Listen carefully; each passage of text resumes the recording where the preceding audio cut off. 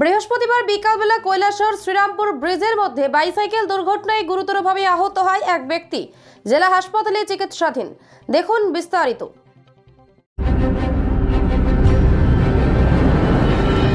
জানা চাইছে আজ বিকালবেলা চণ্ডীপুরের দিক থেকে অজিত দেব বয়স ৪৫-এর এক ব্যক্তি বাইসাইকেল নিয়ে কৈলাসহরের দিকে আসছিল।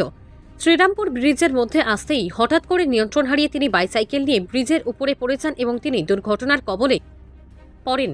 পাশাপাশি তিনি গুরুতরভাবে আহত হন। স্থানীয়রা ঘটনাটি প্রত্যক্ষ করতে পেরে খবর পাঠায় কৈলাসহর অগ্নি নির্বাপক দপ্তরে। ঘটনাস্থলে দ্রুত ছুটে যায় অগ্নি নির্বাপক দপ্তরের কর্মীরা গিয়ে গুরুতরভাবে আহত ওই ব্যক্তিকে ঘটনাস্থল থেকে উদ্ধার করে চিকিৎসার জন্য কৈলাসহর ঊনকোটি জেলা হাসপাতালে নিয়ে আসে।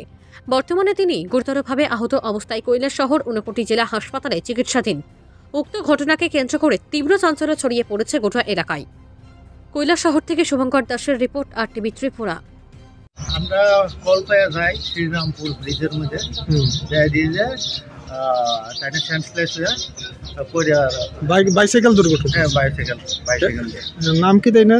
অজিত দেব, বয়স ৪৫ বছর। একাই না? একাই। অবস্থা কেমন? অবস্থা সিরিয়াস আছে। দেখা যায়। ঠিক আছে।